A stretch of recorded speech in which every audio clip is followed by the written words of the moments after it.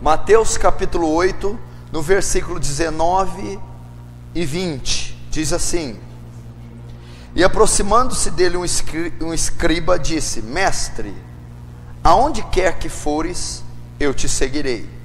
Versículo 20, disse Jesus: As raposas têm covis, e as aves do céu têm ninhos, mas o Filho do Homem não tem onde reclinar a cabeça. Bom, essa aqui é a parte B da primeira aula. Estamos estudando sobre o preço do ministério, o custo do ministério. Todo obreiro, para ser aprovado, tem um custo. Então nós usamos a passagem de Atos, onde Jesus disse a Ananias a respeito do chamado de Paulo: esse para mim é um vaso escolhido, eu lhe mostrarei o quanto deverá padecer por meu nome, e eu lhe mostrarei qual o custo, o preço que ele irá pagar pelo ministério, pelo chamado. E nós estudamos na aula anterior que o custo é perseguições, o custo é solidão, aprender a estar sozinho. E essa tarde, outra coisa que vai nos exigir para sermos obreiros aprovados é a renúncia. Você pode colocar aí, renúncia. É o custo do ministério, é o preço que nós iremos ter que pagar por um ministério aprovado. E qual é o preço dos tantos outros? Primeiro, perseguições e aflições. Vamos ter, vai nos custar isso para sermos obreiros aprovados. Solidão, vai nos custar muitas vezes estar só, não contar com ninguém, depender só de Deus. Segundo, vai nos custar renúncia. Vamos ter que aprender a renunciar algo. Aqui, esse texto de Mateus 8, um escriba chega a Jesus e diz, Mestre, aonde quer que fores, eu te seguirei. Ele disse: Mestre, eu quero te seguir, eu quero fazer parte do seu ministério, eu quero ser um obreiro, um apóstolo, um ministro, eu quero seguir você. Aqui não era só a salvação, o que estava em jogo aqui era o ministério, seguir, fazer parte do conselho de Jesus, do grupo, do discipulado de Jesus, dos obreiros de Jesus. Ele disse: Mestre, quero te seguir. Então Jesus diz para ele o preço que ele iria ter que pagar. Ele diz assim: Mas disse Jesus: As raposas têm seus covis, as aves do céu seu ninho, mas o Filho do Homem, a qual você quer seguir, não tem onde reclinar a cabeça. Ou seja, se você quiser fazer parte do ministério, se você quiser ser obreiro, se você quiser ter uma função, ela vai ter a você um custo. E qual é o custo? Nessa passagem, as raposas têm os covis, animais, até as andorinhas os ninhos, mas o Filho do Homem, mas aquele que me seguir, que fazer parte de um ministério, terá que renunciar muitas coisas. Não tem onde reclinar a cabeça, vai ter necessidade, vai ter que abrir mão de lugar, de prazer, de pessoas, vai ter que renunciar muitas coisas para me seguir. É isso que ele está querendo dizer para o escriba, e é isso que eu quero dizer para você. E o que temos que renunciar para ter esse ministério aprovado? Uma das coisas que nós vamos ter que renunciar: relacionamentos. Pode escrever aí, relacionamentos.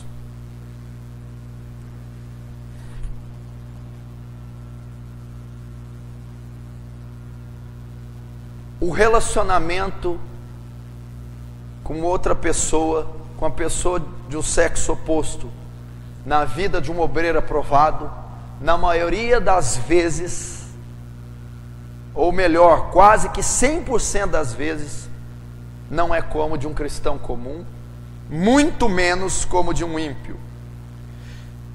Meu irmão, muitas vezes o chamado ministerial, em dado momento, ele não permitirá que você o divida com um relacionamento. Um ministério aprovado vai ter que aprender a renunciar a relacionamento. Um período da vida de um homem, quando Deus o chama, e isso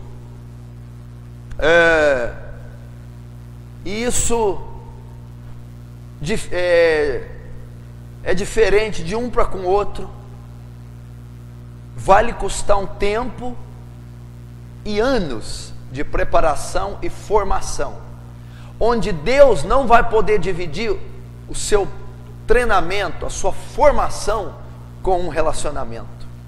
Então vai te custar a renúncia. Vai renunciar o quê? Relacionamentos.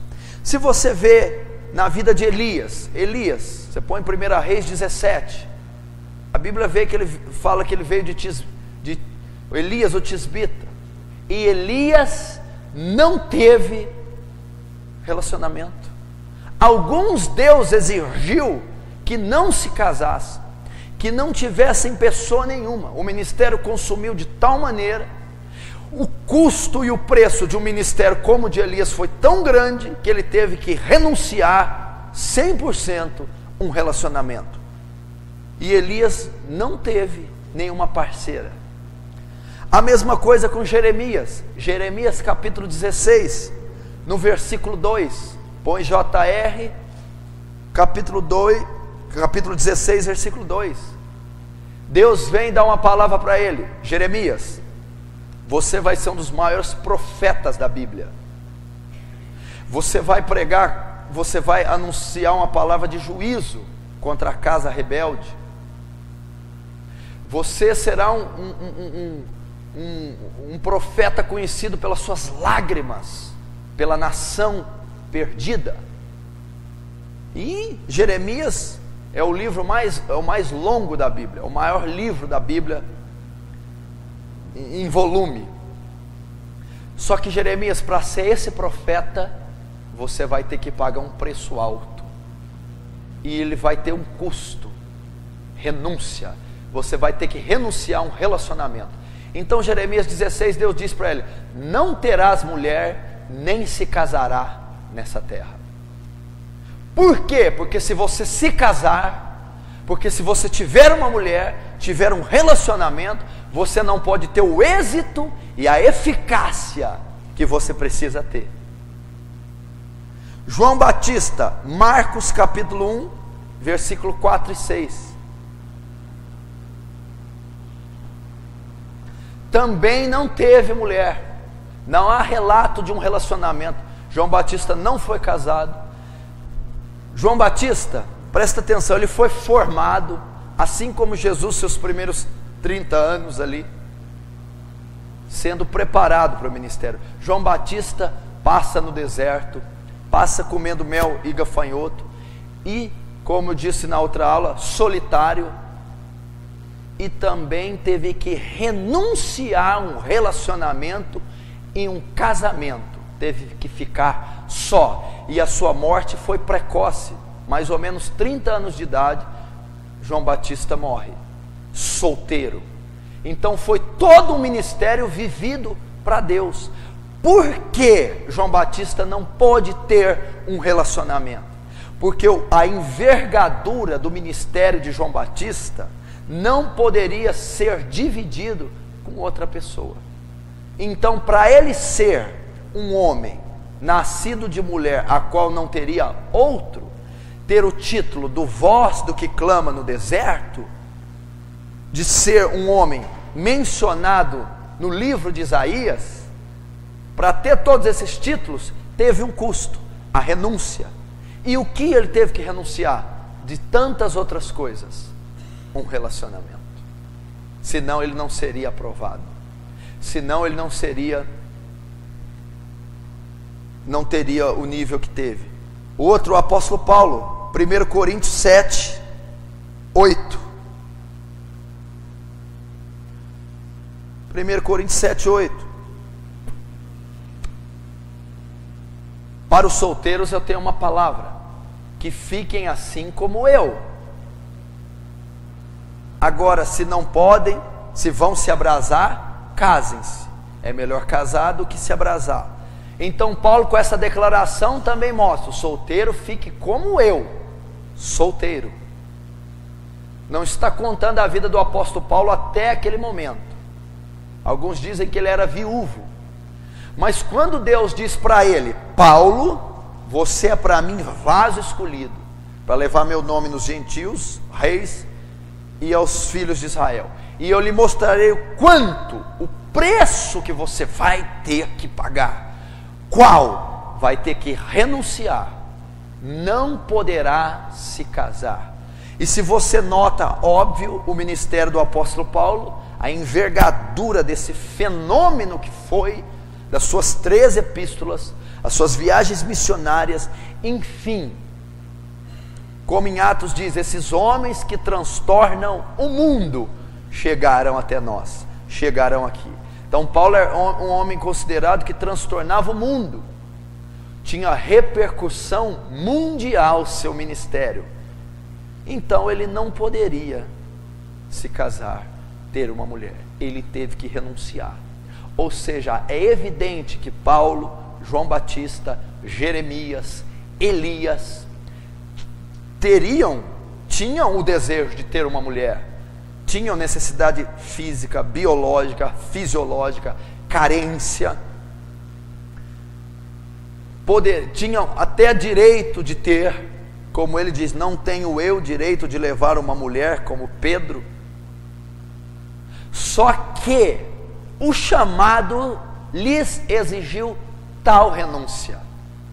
O chamado, o nível, a envergadura, a proporção que teria e que teve, não poderia ser dividido com uma mulher. Então, meu irmão, pensem isso. Eu estou falando de obreiro de excelência, eu estou falando de um ministério poderoso, aprovado, apto, genuíno, forte, capaz. E eu não estou dizendo, aqui eu não estou dizendo que todo obreiro não vai ter nenhuma pessoa. Eu estou dizendo, nesses casos, eles tiveram que abrir mão. Nesses casos, eles renunciaram. Há outros casos que a renúncia é parcial. Alguns Deus pode chamar para o celibato, pode chamar para estar sozinhos, tanto homem como mulheres. Vai custar, talvez Deus vai levar você a uma terra, talvez você vai ser um missionário, que vai habitar no meio de um povo, que será impossível você ter um relacionamento, como o caso de Paulo. As viagens de Paulo demoravam meses, uma simples viagem. Como que ele deixar mulher e filhos em casa? Como seria o filho de um homem desse, uma mulher? Não teria cuidado de jeito nenhum. A mulher do Billy Graham, que tem a tecnologia que temos hoje, você faz, em 14 horas você atravessou um continente. Ela falava: eu não tive vida com esse homem, das inúmeras viagens. Isso temos telefone, fax, e-mail e as viagens aéreas. Para ela foi um peso grande conviver com um homem desse. Imagina Paulo, que não tinha avião, telefone, fax, nem e-mail.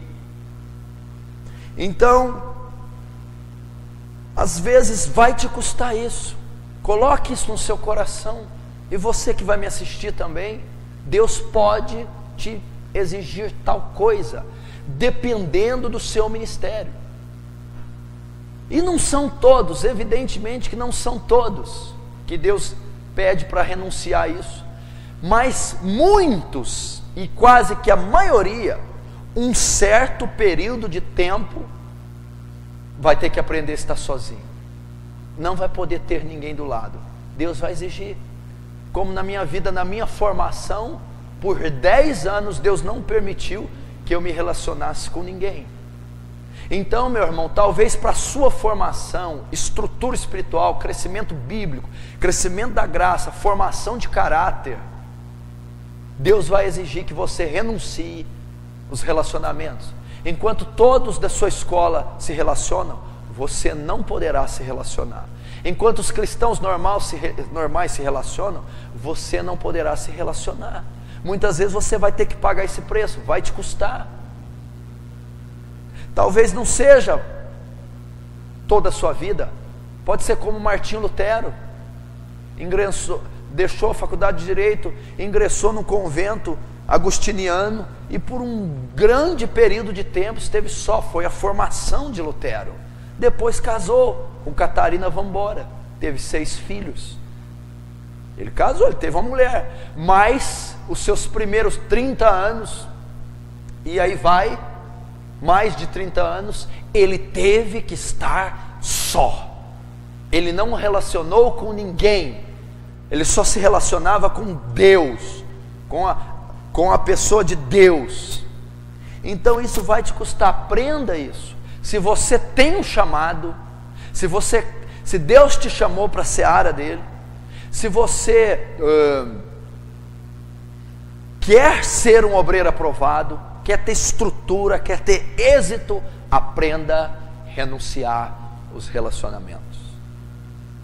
O que mais estraga o chamado de um homem? Deus, a maioria das vezes, chama um homem jovem, o jovem José, o jovem Davi, o jovem Estevão, o jovem Samuel, porque ele tem que formar aquele homem que está em formação de caráter, formação de sentimentos, personalidade, formá-lo para o ministério. E o que derruba o ministério, o que estraga, o que compromete, são os relacionamentos precoces.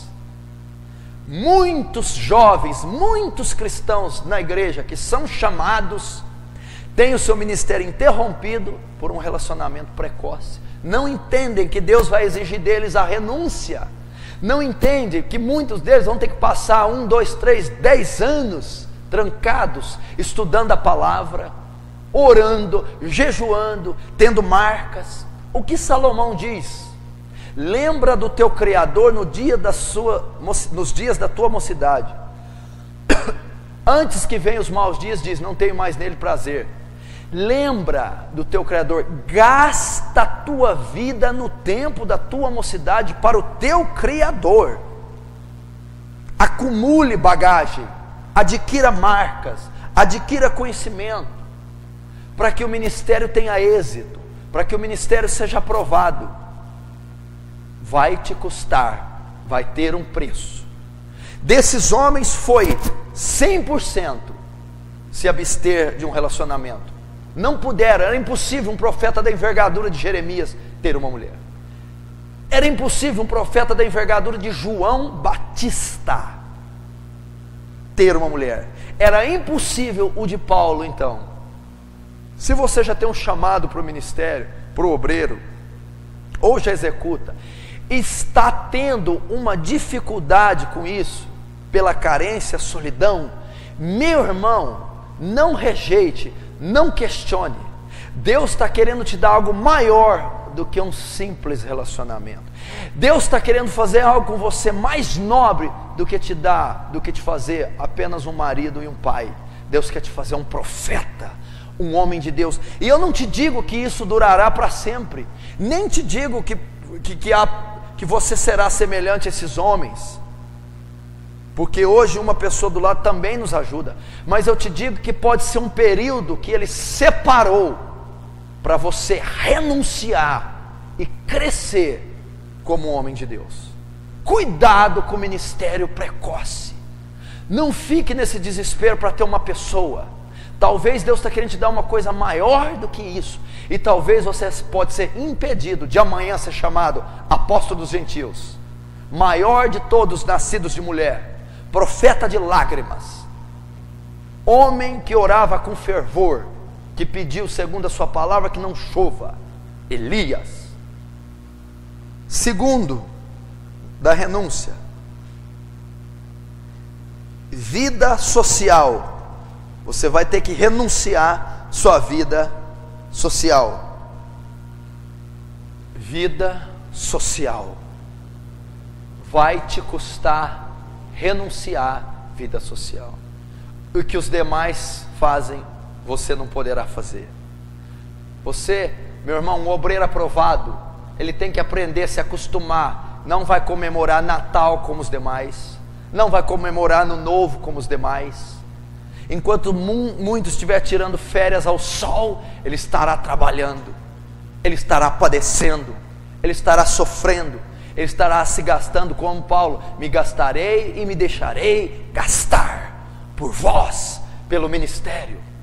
Vai ter que renunciar. O nosso relógio não é como o do mundo. Enquanto muitos estão festejando, estamos nos vales, estamos nos montes, estamos de joelhos. Enquanto mundo está comendo as iguarias do rei, estamos de jejum, entristecendo, com o rosto triste, como em Daniel. Pode abrir em Daniel, pode abrir não, você pode anotar o livro todo de Daniel, não precisa nem ser só um capítulo. Daniel disse assim, eu naqueles dias estive triste, por 3 semanas completas, manjar desejável não comi, não se contaminou. Ou seja, os sociais do rei, as festas do rei, as comemorações do rei, um obreiro da envergadura de Daniel não participava. O que Daniel estava fazendo? 3 vezes ao dia, colocando-se a Jerusalém, clamando ao seu Deus. Quando todos estavam festejando, comendo, se saciando, Daniel estava renunciando. Daniel não estava participando. Até isso, meu irmão, vai te custar vida social com a família.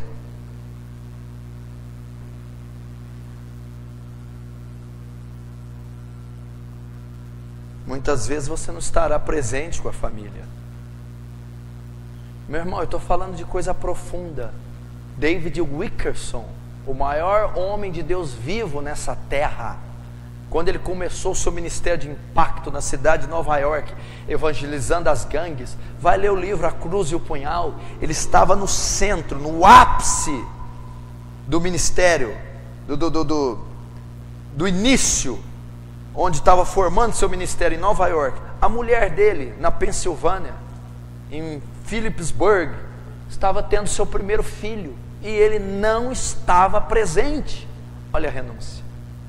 Se aquela mulher não é uma mulher de Deus, separava dele. Mas uma mulher espiritual que tem visão, entendeu. Olha onde ele estava, no meio de pirralhos, drogados. Enquanto isso, a sua mulher estava tendo seu primeiro filho. E vai custar muitas vezes não participar desses momentos, até com a própria família, mãe, pai, irmãos, tios. Você estará em cavernas, você estará em covas, você estará em púlpitos, você estará em vilarejos, você estará em favelas, você estará em tribos, você estará em missões, você estará orando, você estará jejuando, você estará buscando, você estará ouvindo a voz de Deus, e vai te custar isso. Como na própria família de Jesus, ele não estava presente quando saiu, como nas famílias, Moisés muitas vezes deixava o seu povo, seu filho Eleazar, deixava Séfora, deixava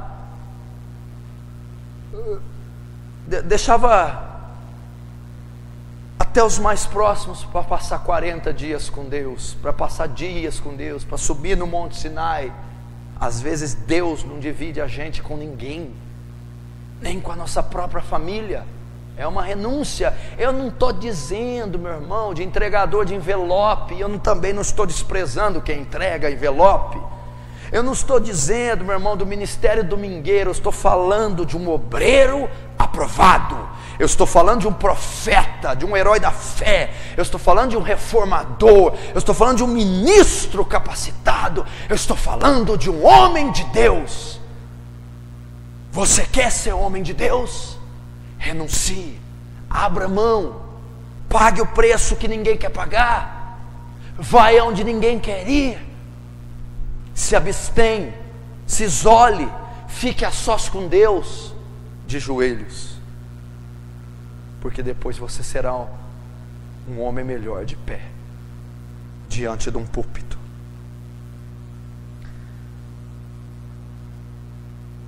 A família,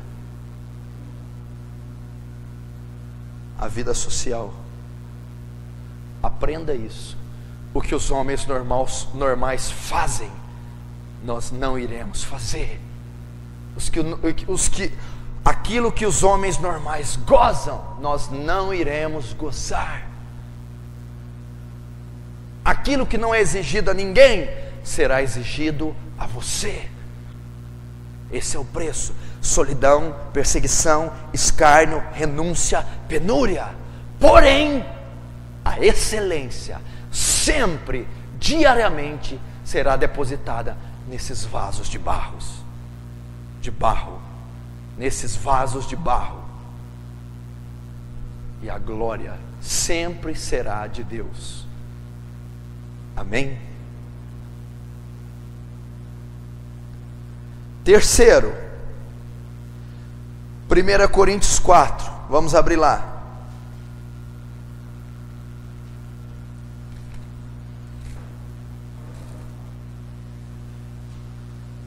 Primeira carta de Paulo aos Coríntios, capítulo 4. O que mais vai nos custar? Qual outra renúncia que teremos? Primeira carta de Paulo aos Coríntios, capítulo 4, versículo 11. Anote aí. Diz assim: até esta presente hora sofremos fome e sede, estamos nus, recebemos bofetadas e não temos pousada certa, e nos afadigamos trabalhando com nossas próprias mãos, somos injuriados e bendizemos, somos perseguidos e sofremos. Até aí. Terceiro, você anotou a referência, 1 Coríntios 4, 11. Ele diz assim: até essa hora sofremos fome e sede.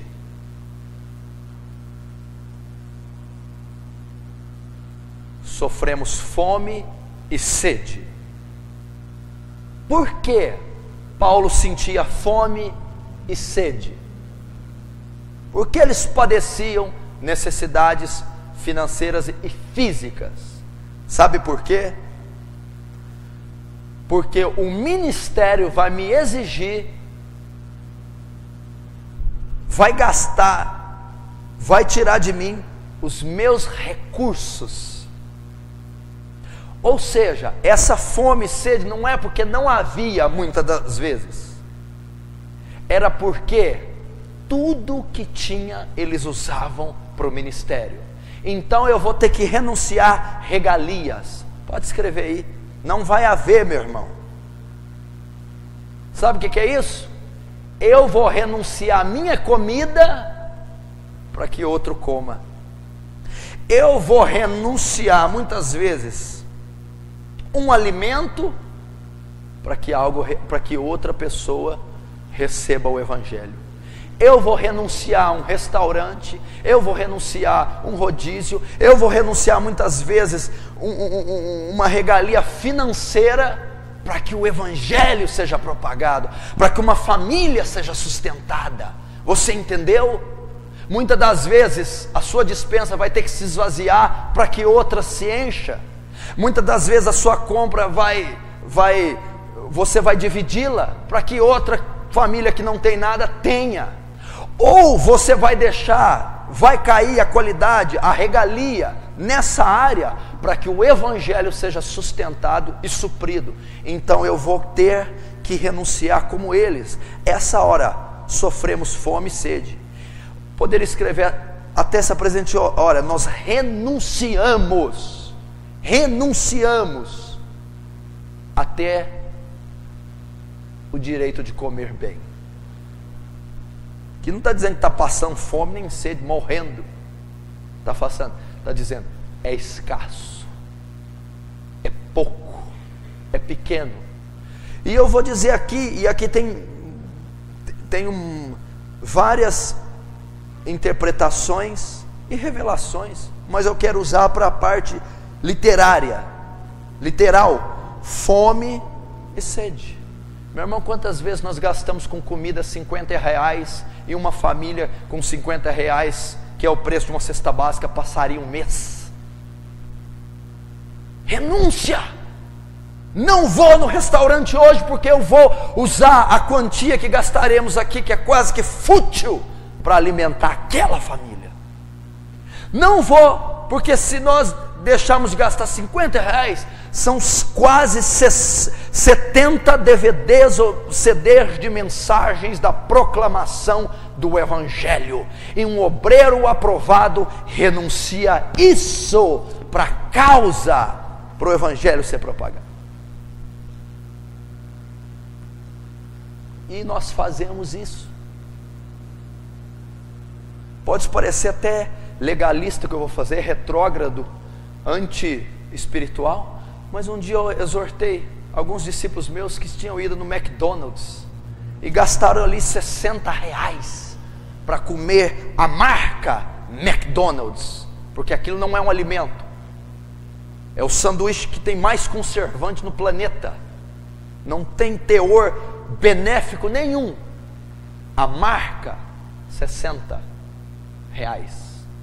O que você faz com R$60 numa favela?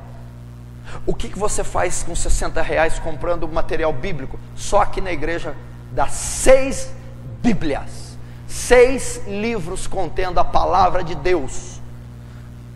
Só de DVDs, de CDs com mensagens do Evangelho, dá 100 mídias, 100 almas alcançadas. E eu, por ser aprovado, por me condoer, ser consumido, eu vou ter que renunciar muitas vezes essas regalias. Não é que eles não tinham, é que Paulo escolhia: ou nós nos fartamos bem hoje, ou pregamos o Evangelho aqui, ou comemos carne de primeira e sobremesas caras, ou aquele povo come pelo menos arroz e feijão. Aí nós empatamos, nós comemos arroz e feijão, eles também. Renúncia. Tem que haver isso. Tem que haver isso no meio cristão. O irmão André, aquele do Missões Portas Abertas, disse: eu não posso aceitar eu ter 2 Bíblias e pessoas na terra que não tem nenhuma. Eu não posso. Renúncia. Quando nós estamos comprando algo para o nosso filho, um sapatinho, uma sandalinha, uma roupinha caríssima, e nós andamos e convivemos com nossos irmãos que não tem nada. A minha filha está usando uma sandália de 80, 70, 50, a roupa de 100, e a coleguinha dela anda com uma emprestada faz 2, 3 anos, o pezinho já passou a sandália. Renúncia para que o outro tenha, renúncia para que o Evangelho seja propagado, renúncia. Vai custar. Eu vou passar no shopping center e eu quero um vestido, uma roupa, mas o Espírito Santo coloca no meu coração ter uma família com fome, ou o Espírito coloca: investe em missões. Eu vou renunciar. Regalias. Isso deve haver conosco. Há muitos irmãos que dizimam, mas há pouquíssimos que ofertam. E a Bíblia não diz só do dízimo, ela diz da oferta. E se você estudar teologicamente no Novo Testamento, é só a oferta. Só que a oferta tem um valor dobrado do dízimo, porque a glória da segunda casa é maior que da primeira. É dobrado a graça. Então, se você tirar o dízimo e falar teologicamente, não tem, mas tem a oferta, e a oferta, ela é maior do que o dízimo. Renúncia. Sabe aquele dinheirinho no bolso para a gente sair hoje e gastar com comida? Se você fizer em casa um negócio rapidinho, não vai gastar nada que tem na despensa. E o Espírito Santo coloca no teu coração: oferta essa quantia. Renuncia. Quantos resistem? Nós não somos uma igreja que fala de dinheiro, nem por causa disso deixou de ser bíblico. A contribuição, e muitas vezes Deus vai dizer a você: oferta. Sabe como que a oferta se desenvolve? Vou te dar um exemplo, meu irmão. Por isso que Provérbios 3 diz: oferta da primícia da tua renda, é a primeira parte. Por quê? Se você tem uma oferta para dar no domingo, e por desleixo, irresponsabilidade ou egoísmo, você não dá no domingo, tudo bem, aí você dá no domingo que vem. Só que aquele dinheiro seu que entrasse, ele supriria uma necessidade para aquela semana, e ela não foi suprida porque você deixou de dar no dia que era para dar. Então aquela família, manutenção, aquela coisa, deixou de ser beneficiada porque você não quis contribuir no dia certo. Você está entendendo? Porque ele fala da primícia, porque uma família pode estar dependendo da sua contribuição, porque uma conta pode deixar de ser paga, porque um benefício pode deixar de ser obtido, porque simplesmente eu não quis dar da primícia, dei a hora que eu quis. E a teologia da prosperidade, a igreja neopentecostal arrebentou, profanou tudo, essa questão financeira, mas não deixou de ser bíblico a contribuição. E muitas vezes nós temos que aprender a renunciar. Atos capítulo do 2 ao 4. Ninguém considerava propriamente o que é seu, mas todos vendiam suas herdades e depositavam aos pés dos apóstolos. E havia, em toda a alma havia generosidade, renúncia. Vamos aprender a renunciar. Primeiro, então, regalias. Segundo, até agora sofremos fome e sede, a comida. Estamos nus. Nu. O que é isso? Você vai ter que aprender o ministério aprovado. Vai ter que aprender a renunciar o conforto. Muitas vezes, e o que eu estou te dizendo aqui não é sempre, meu irmão. Ninguém mais come fora, ninguém compra roupa, não. Eu estou dizendo que às vezes Deus vai falar um tempo, vai ter que haver a renúncia. Nem sempre eu vou estar podendo fazer isso. A mesma coisa, conforto. Deus não está dizendo que todo mundo tem que morar em caverna. Muitas vezes, um dado tempo da minha vida, ou um tempo todo, como o caso de João Batista ou Elias, não contaram com conforto. E Paulo está dizendo, eu sou Paulo, vocês que estão assistindo, e eu pregar de Paulo, está muito longe disso aqui, de ser o apóstolo que ele foi. E ele diz, eu não conto com comida, eu não como, estou nu. Está querendo dizer que Paulo estava sem roupa, despido? Não, Paulo diz, eu não tenho conforto, eu não tenho um armário, um guarda-roupa cheio, eu não conto com mordomias. Está entendendo? E ele era Paulo, era típico, era característico do ministério dele, porque a envergadura que teve custou-lhe isso, renunciar o conforto. O conforto. Depois, recebemos bofetadas e não temos pousada certa.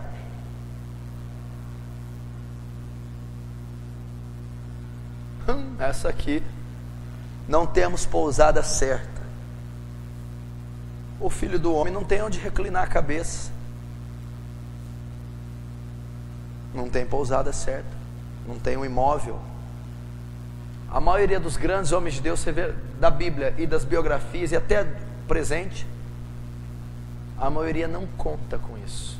Eu vi um grande homem de Deus dizer, o ministério dele foi poderosíssimo na África, hoje ele tem 90 anos, mais de 90 anos, ele diz, até hoje eu moro numa casa alugada, não tem um imóvel no meu nome.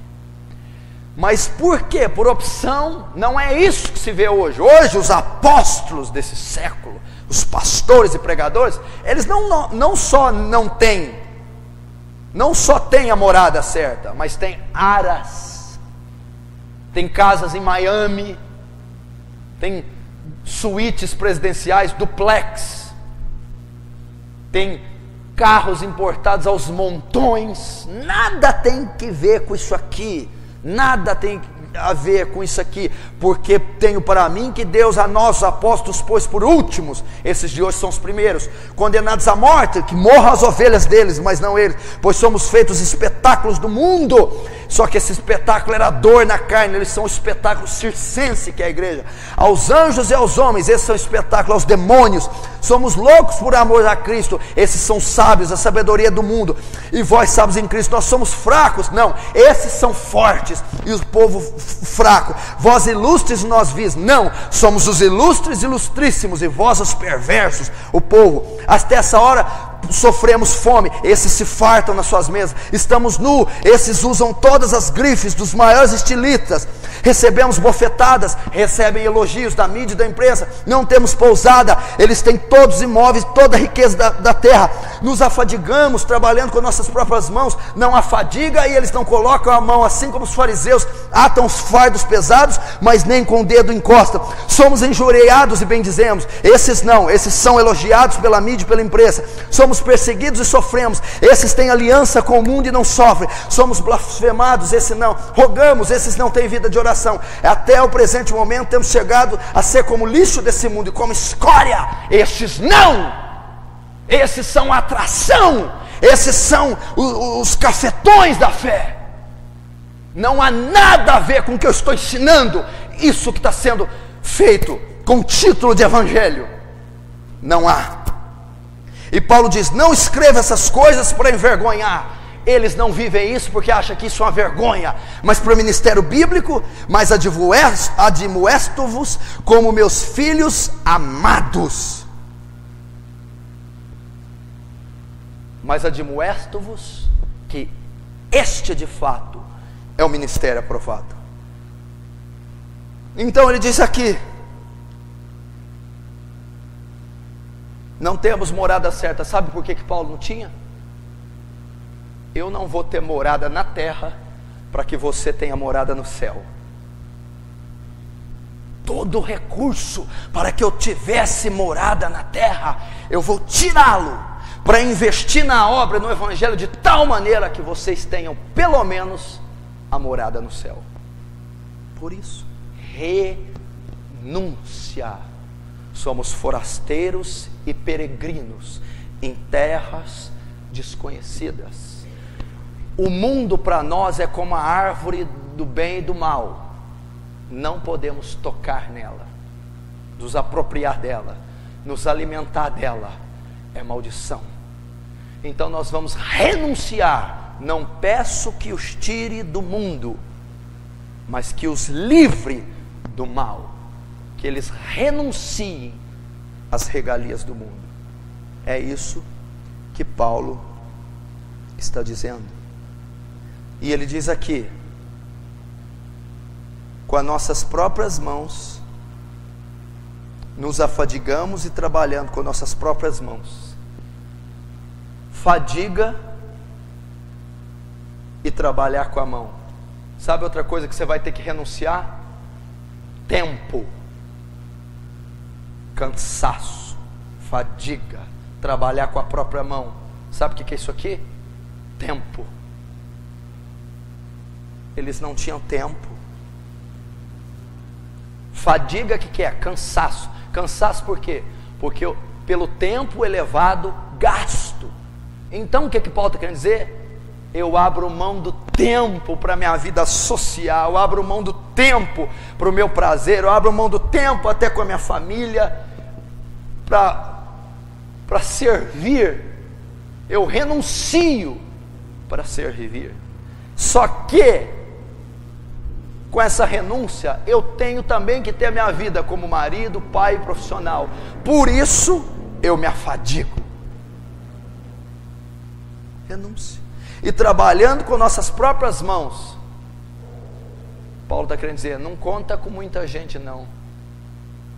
Faz você. Você vai ter que ser um coringa. Vai ter que trabalhar, estudar, ter vida devocional, ministerial, familiar. Vai se afadigar e fazer com suas próprias mãos. E terá que renunciar, meu irmão, o seu tempo, o tempo dos normais, o tempo de pessoas comuns. Nós não teremos tempo. Nosso tempo todo será gasto para a obra. Por isso que às vezes você fica achando ruim de estar fadigando e trabalhando com suas próprias mãos. Não, é bíblico. O ministério de êxito é marcado por fadiga, é marcado por trabalho com as próprias mãos. Vai ver os grandes missionários, os pais da igreja, os reformadores, eles faziam de tudo. Eles com as próprias mãos erguiam ministérios, erguiam igrejas, tanto física como espiritualmente. Fadiga faz parte de um ministério. Cansaço, falta de tempo, faz parte de um ministério aprovado. Sim. Bom, outra coisa que vamos ter que renunciar: os sonhos de muita gente, sonhos e projetos naturais. Sonhos e projetos naturais vamos ter que renunciar. Filipenses 3, 8 diz assim: e na verdade tenho também por perda todas as coisas, pela excelência do conhecimento de Cristo Jesus, meu Senhor, pelo qual sofri a perda de todas essas coisas, e as considero como esterco, para que possa ganhar a Cristo.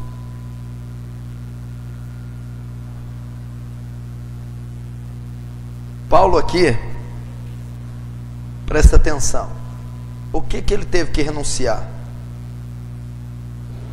No versículo 5 do mesmo Filipenses 3, está escrito assim: eu, Paulo, circuncidado ao 8º dia, da linhagem de Israel, da tribo de Benjamim, hebreu de hebreus, segundo a lei fui fariseu, segundo o zelo perseguidor da igreja, segundo a justiça que há na lei, irrepreensível. Para mim, mas o que para mim era ganho, reputei-o perda. Para mim o que era ganho, todos esses títulos, toda essa graduação, reputei como perda. Abri mão, deixei de lado o diploma, a graduação, o sonho, o projeto, a formação, o status social. Para quê? Porque o chamado para o apostolado exigiu que eu renunciasse meus sonhos e meus projetos naturais. Por exemplo, Martim Lutero, quem não sabe pode anotar, renunciou o seu curso de direito. Martim Lutero ia ser um PhD, podia ser desembargador, juiz, podia ser advogado, podia ser um monstro, podia ser um escritor do direito. Era a vocação. A biografia conta que os pais de Lutero, o pai gastou todos os recursos de família pobre para dar estudo ao jovem Lutero, para ele ter essa formação e seguir essa carreira. Mas para o ministério de Lutero, o reformador, o homem das 95 teses na catedral de Wittenberg, para ser o homem que foi, ele teve que renunciar seus sonhos naturais. E então ele ingressou na ordem agostiniana e foi um monge agostiniano. E dali chegou às escrituras, conheceu o livro de Romanos. Então ele vê que a salvação é pela fé e não por obras ou venda de indulgências, e dali nasce a reforma protestante, e nós somos filhos dela. Mas Lutero, para atingir esse volume, essa era antes e após Lutero, como foi antes e depois de Cristo, e Paulo, talvez os 3 homens de mais envergadura nas eras, teve um preço a pagar. Como Lutero seria Lutero sem pagar preço? E ele teve que renunciar Qual foi uma das coisas que ele renunciou? Seus sonhos e projetos naturais. O direito. Ele renunciou à advocacia. David Brainerd, a mesma coisa, cursava a faculdade de Yale, também teria um futuro promissor, também seria um homem de negócios, um homem importante, mas o ministério também que consumiu aquele jovem, o ministério com os índios silvícolas, um missionário fantástico, teve que abrir mão para ser um missionário e morrer com 29 anos, tuberculoso. A biografia conta que ele está orando e os índios canibais vão para comê-lo. Eram canibais, carnívoros. Quando vê ele prostrado orando, não conseguem tocar nele. A convicção, a graça, toma aquele lugar. Depois ele prega aos índios e os índios se convertem. Ele abriu mão dos seus sonhos. Então muitas vezes nós vamos ter que renunciar. Muitas vezes você vai ter. O próprio Paulo teve que renunciar nesse capítulo que eu li, de Filipenses 3. Era hebreu de hebreus, da tribo de Benjamim, segundo a lei fariseu. Paulo estava sendo preparado para ser, Paulo era membro do Sinédrio, estava sendo preparado para ser um sumo sacerdote, quem sabe. Estava sendo preparado para ser um doutor da lei experimentado, como Gamaliel, Nicodemos, para ser um sábio filósofo, para ser um professor da literatura hebreia, judaica.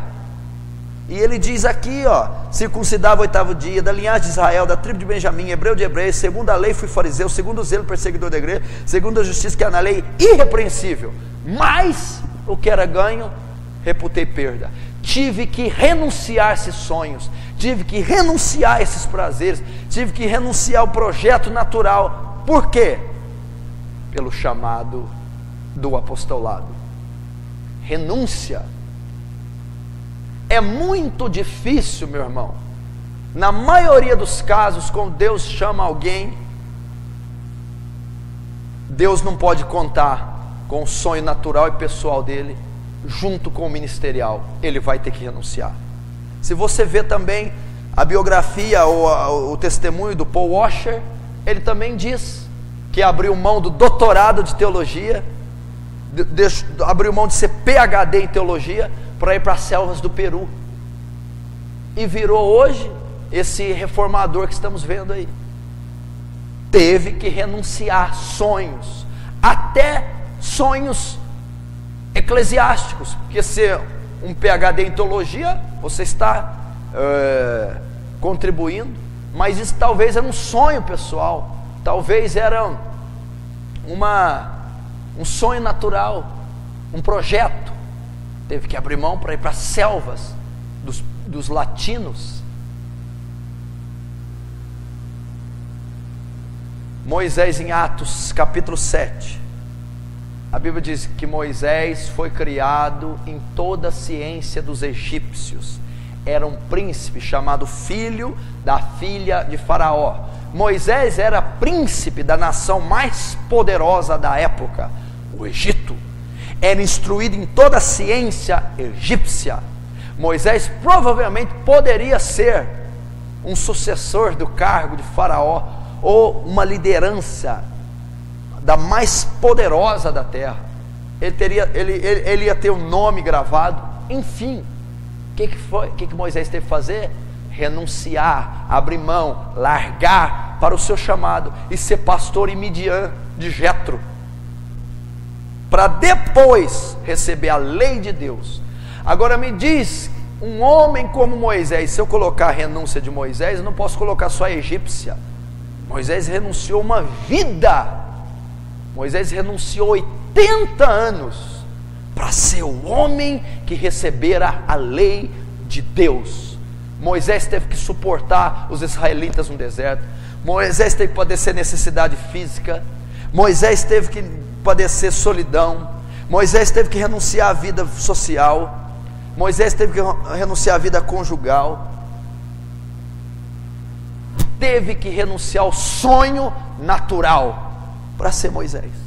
E Deus vai te exigir isso, muitas vezes. Agora, quarto, rejeição.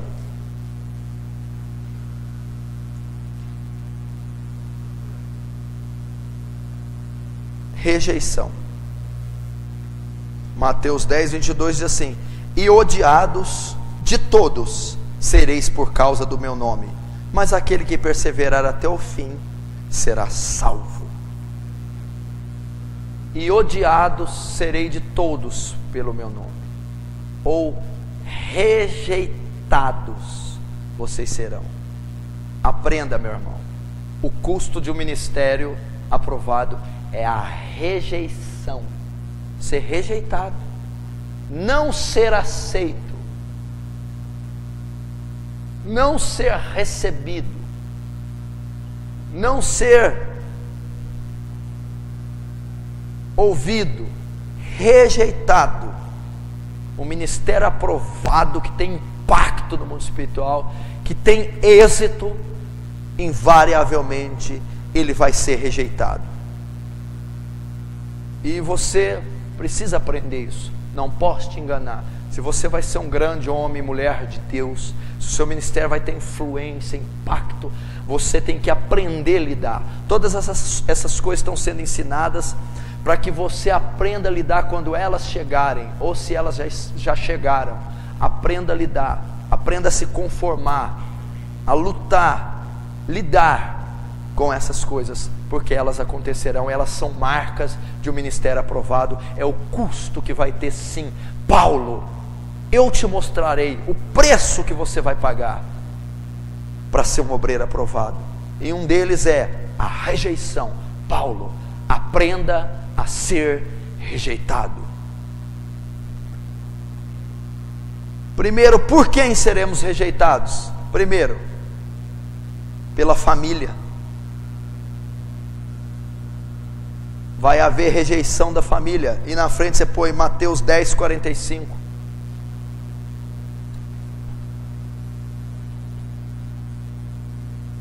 Diz assim, eu vou ler para você.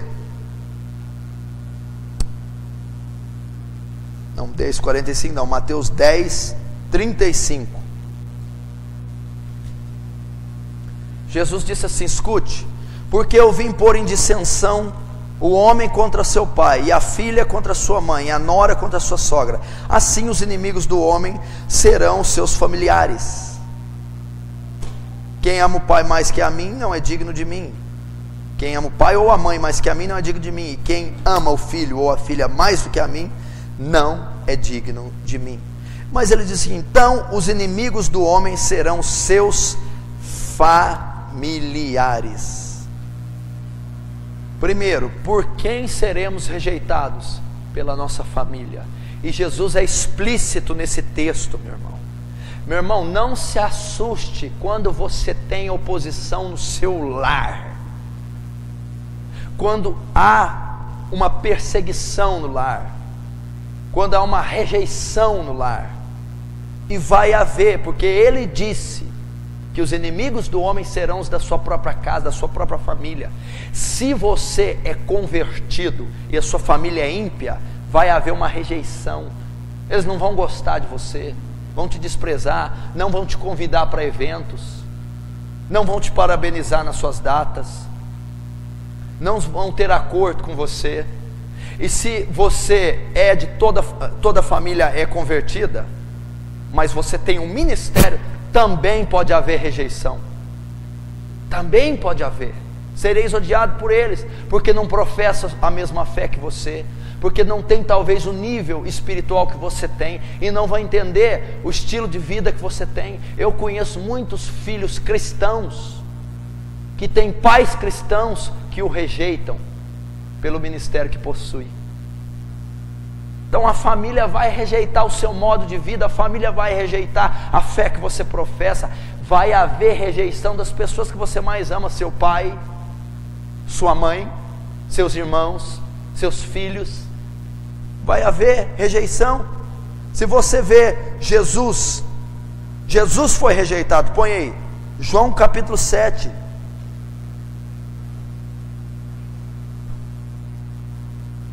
Bom, Jesus foi rejeitado, João capítulo 7. A Bíblia diz assim, que os irmãos de Jesus olharam para ele e disseram assim, ó, sai daqui, não quero seu ministério aqui não, vai lá para a Judeia.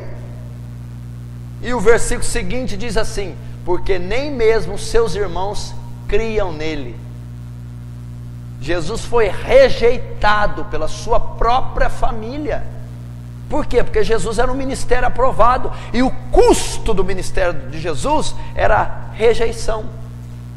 E os irmãos dele dizendo para ele, sai daqui, mandaram ele embora, vai para a Judeia. E o versículo seguinte, porque nem eles mesmos criam em Jesus. Ele foi rejeitado pela família. Então vai haver rejeição pela família, por parte da família.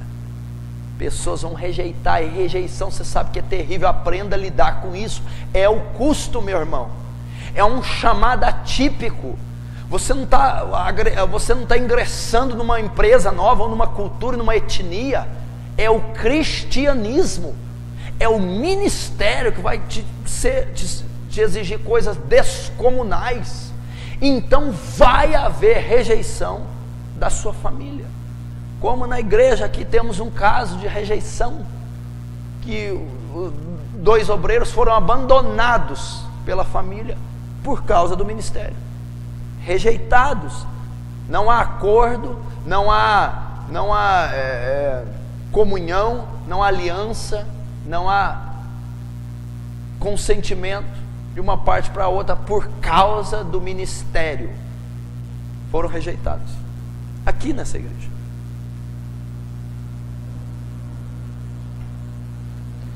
Jeremias foi rejeitado pela sua família. Coloca Jeremias 12:6.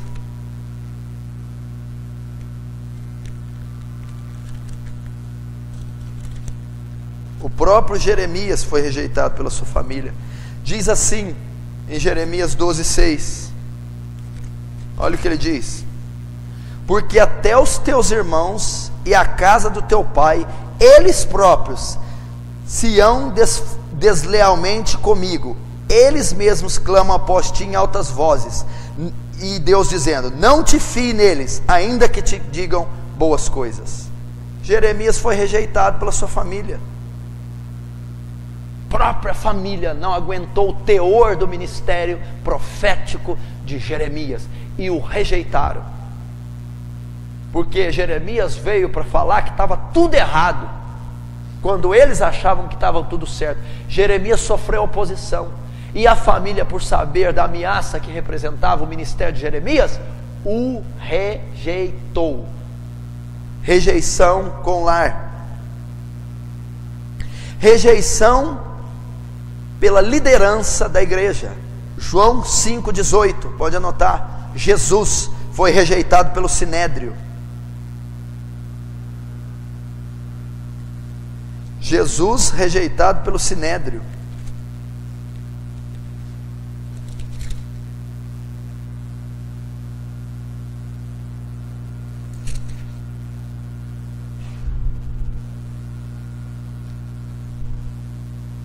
E em Lucas 9:22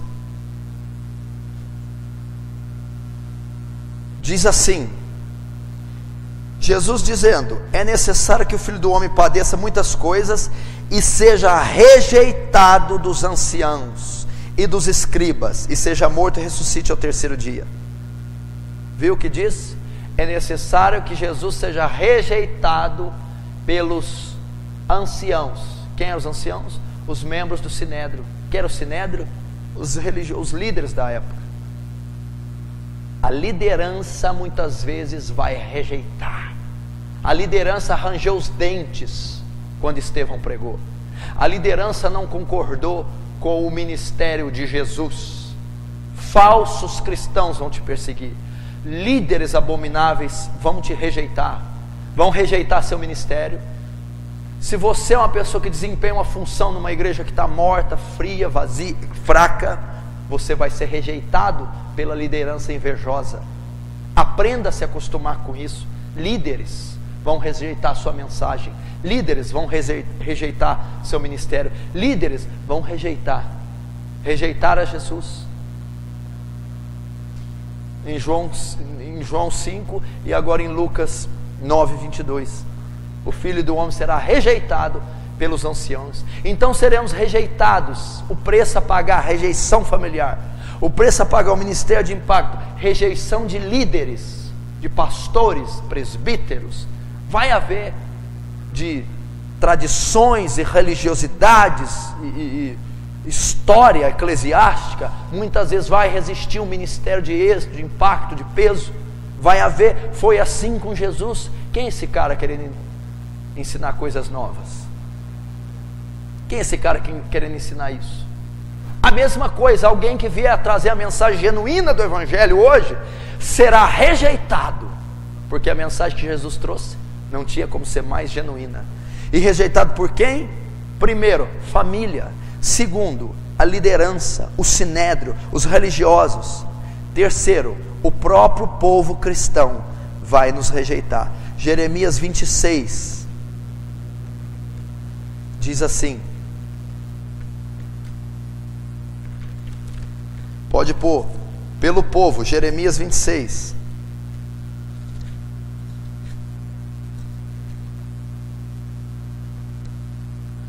Versículo 8 e 9, diz assim: E sucedeu que, acabando Jeremias dizer tudo quanto o Senhor lhe havia ordenado, que dissesse a todo o povo, pegaram nele os sacerdotes e os profetas e todo o povo, dizendo: certamente morrerás. Por quê?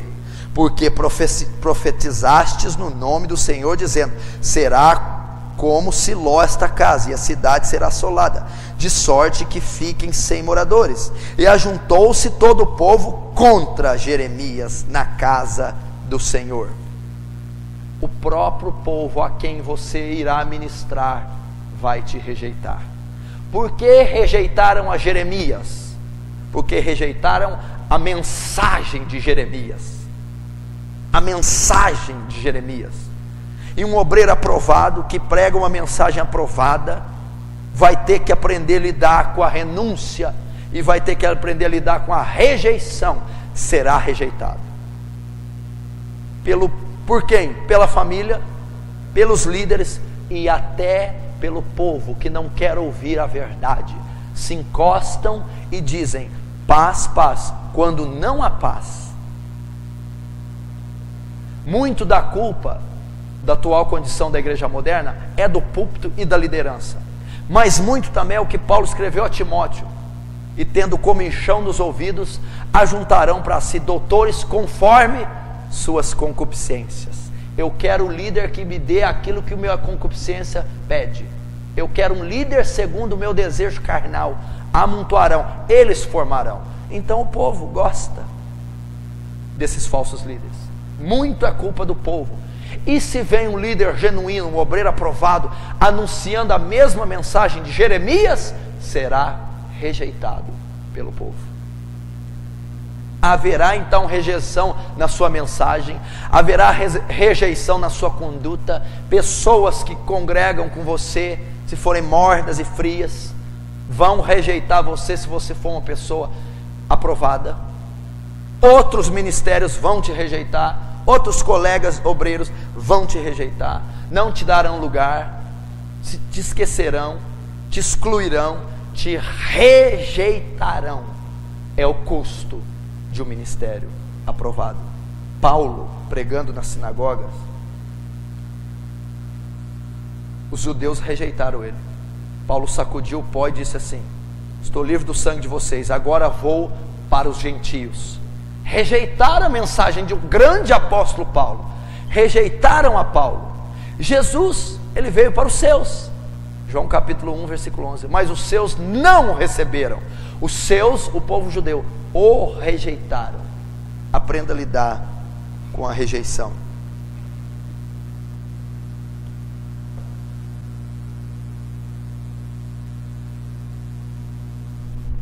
Rejeição. Terceira e última, não, aliás, quinta e última. coisa, quinto e último item, que vai nos custar o ministério. O ministério vai nos custar perseguições, o ministério vai nos custar solidão, o ministério vai nos custar renúncia, o ministério vai nos custar rejeição, e o ministério vai nos custar até a vida.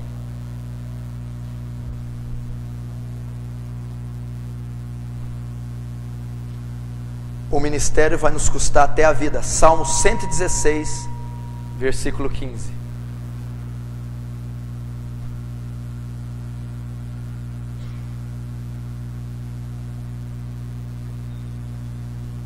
Olhe para cá. Sabe o que está escrito nesse salmo? Agradável é à vista do Senhor a morte dos seus santos. Deus se agrada com a morte do povo dele. Não se escandaliza não, é bíblico. Meu irmão, qual o custo do ministério aprovado? Dependendo da sua qualificação, dependendo do seu ministério, da envergadura com que ele vai chegar, dependendo da onde Deus vai te usar, ele pode te custar até a sua vida. Pastor, não me diga isso, não estamos mais nos tempos da ditadura, do comunismo, do Império Romano, não há mais sentenças de morte. Meu irmão, ouça o que eu vou te dizer, esse tempo vai voltar, prepare-se que isso vai voltar, e muito cristão aprovado vai pagar com a sua própria vida. Vai voltar. Quando eu fui colocar esse tópico, eu pensei a mesma coisa que você. Não precisa ensinar sobre algo disso. Vivemos num país, num mundo que é raro isso hoje em dia. Então o Espírito Santo colocou no meu coração: pregue e ensine esse tópico e diga, esse tempo vai voltar. Está sendo concluídas as profecias, a consumação dos séculos. E se Deus quiser salvar a terra, ainda vai ter que haver uma nova revolução, uma reforma, enfim, uma mudança. E para ela ocorrer, o estado que o mundo está, para salvar a igreja do Deus vivo ainda, sangue será derramado. Haverá sim mortes, dependendo do ministério que você professar. Morte. Até isso vai custar, a vida vai nos custar. Se você lê nas biografias, isso foi comum. John Huss, um dos primeiros reformadores, aquele que profetizou da vinda de Martinho Lutero, mais ou menos em 1415, ele publica seus livros na linguagem de hoje para o pessoal, para o povo daquela gente, e ele é sentenciado à morte por crer também na graça. Qual que foi a sentença de John Huss? O ministério dele, para ter o impacto, discípulo de Wycliffe, outro semi-reformador, também foi morto. John Huss foi sentenciado à fogueira, e disse: vocês podem matar um ganso, que Huss quer dizer ganso, mas daqui 100 anos Deus suscita um cisne. 103 anos depois nasce Martinho Lutero. Martinho Lutero está lá. Qual foi o preço do ministério de John Huss? A vida. Teve que pagar com a vida, teve que ser martirizado.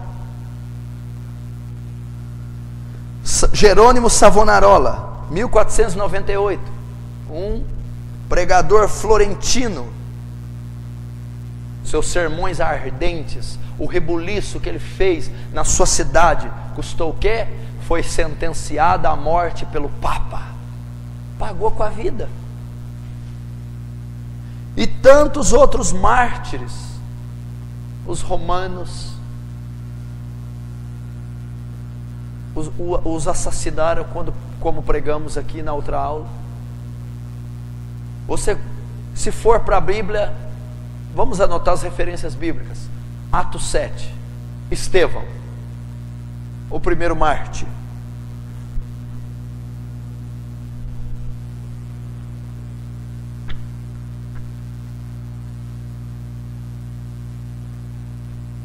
Atos, capítulo 7.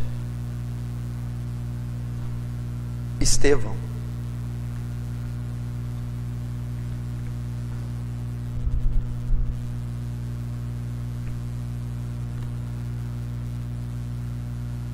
Primeiro mártir. O primeiro mártir da igreja. Já havia tido outro mártir no Novo Testamento. Estevão. O ministério dele, Deus fazia sinais e maravilhas pela mão de Estevão. Estevão pregava, as multidões se convertiam. Qual o custo, o preço que Estevão pagou para ter um ministério de peso? No final do capítulo 7, Estevão é apedrejado. Tendo visto o céu aberto, viu o Filho do Homem à destra de Deus Pai, e disse: não impute a eles esse pecado. Tendo dito isto, expirou, morreu, o primeiro mártir da igreja. Pagou com a vida. Sabe qual outro que pagou com a vida? Para ser o homem que não teve como ele nascido de mulher? João Batista foi decapitado. Está em Marcos 6,16. João Batista foi decapitado, pagou com a própria vida. Depois nós tivemos Tiago Maior, foi martirizado, assassinado por Herodes Agripa. Depois tivemos Filipe de Betsaida, foi lançado no cárcere, depois crucificado em 54 depois de Cristo. Mateus, o cobrador de imposto, foi assassinado com uma alabarda na cidade de Nabada no ano de 60 depois de Cristo. Tiago Menor, aos 99 anos, foi espancado e apedrejado pelos judeus, e finalmente abriu-lhes o crânio, morreu. Matias sofreu apedrejamento em Jerusalém, em seguida foi decapitado. André, o irmão de Pedro, foi preso e crucificado. As extremidades da sua cruz foram fixadas transversalmente no solo, daí a origem do nome Cruz de Santo André. Marcos foi arrastado e despedaçado pela população de Alexandria, na grande solenidade dos ídolos Serapis, tendo terminado sua vida terrena em mãos implacáveis. Pedro, que foi crucificado, conta-se que foi crucificado de cabeça para baixo, porque não era digno de ser crucificado como seu mestre. O grande apóstolo Paulo, no final do imperador Nero, foi decapitado e tem o seu sepultamento na Itália. Judas, o chamado Tadeu, foi crucificado em Edesa em 72 depois de Cristo. Bartolomeu foi cruelmente açoitado, crucificado pelos conturbados idólatras. Tomé, chamado Dídimo, morreu atravessado com a lança. Lucas, o médico, foi pendurado em uma oliveira pelos idólatras e sacerdotes, espancado e morto. Simão Zelote foi crucificado em 74 depois de Cristo. Barnabé de Chipre supõe-se que a sua morte foi ocorrida em 73 depois de Cristo, e apenas João, o discípulo amado, morreu de morte natural. Eu estou dizendo aqui dos 12 apóstolos, todos, com exceção de João, pagaram com a vida. É o custo. E missionários, desde então, em toda parte do mundo, em todas as eras, muitos têm pago com a sua vida o custo de tamanha obra. Pagaram com a sua vida. Às vezes vai custar a nossa vida. E se esse tempo chegar, e eu creio que vai chegar, eu creio que vai desencadear uma ferrenha perseguição sobre a igreja mundial, para que ela seja provada pelo fogo, apurada, para que ela torne as doutrinas rudimentares, as veredas antigas, para que ela torne a ser bíblica, para que ela torne a salvar. Os obreiros aptos e aprovados terão alto preço a pagar para serem os obreiros da última era, e muitos deles, pode ter certeza, vão pagar com a sua própria vida. Vão pagar. Assim como em Roma os cristãos pagavam com sua vida, e cada cristão que matava, o sangue dele caía no chão, e mais 30 suscitavam com o sangue dele. Assim será nesse último tempo. Assim como Jesus disse, é o princípio das dores. Não espere dias melhores, pois não vai haver. É o princípio. Você está vendo como o mundo está caminhando para a corrupção moral global, a descaracterização total do ser humano. Eu termino lendo o que eu vou ler a você. Eu gostaria que você prestasse muita atenção no que eu vou ler. Escute. Embora muitos tenham vindo de elites, de grandes feitos de guerra, tenham muitos títulos e um enorme currículo, muitos não passarão no treinamento proposto, porque ele não é somente espiritual, mas vai mexer com as emoções e com o corpo. Muitos irão desistir, a maioria. Sua força será tirada até a última gota de sangue. Seu lar será um campo de treinamento de onde só os mais fortes vão sair.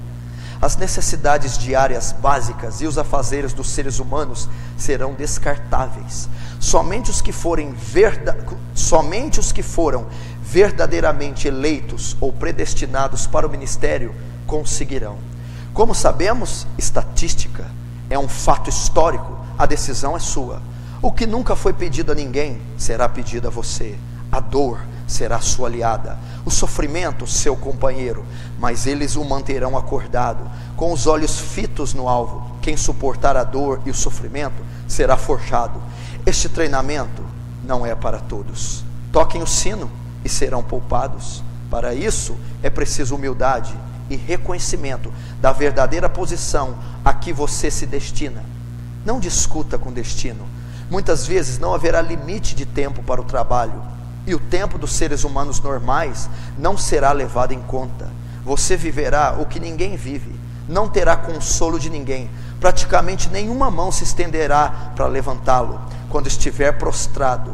Não lhe darão crédito, desprezarão o que não conhece, e quando precisar de um ombro, estará só, porque faz parte aprender a estar só.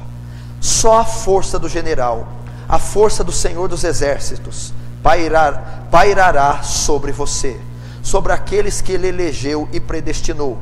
Quando chegar o tempo do descanso, enquanto os outros descansam e tiram férias ao sol, você continuará trabalhando. Seu treinamento durará dia e noite. Os de fora do treinamento não o compreenderão, por isso será injustiçado e caluniado muitas vezes.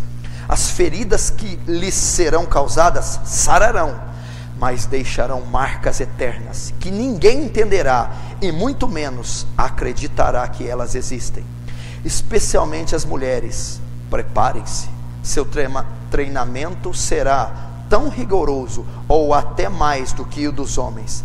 Algumas escondem por baixo da aparência frágil a determinação da águia, a força do urso, a coragem do leão, e estas não serão poupadas em nada. Quer desistir? Toque o sino. O treinamento será tão duro que você terá a impressão da guerra já ter começado, mas é só um risco calculado.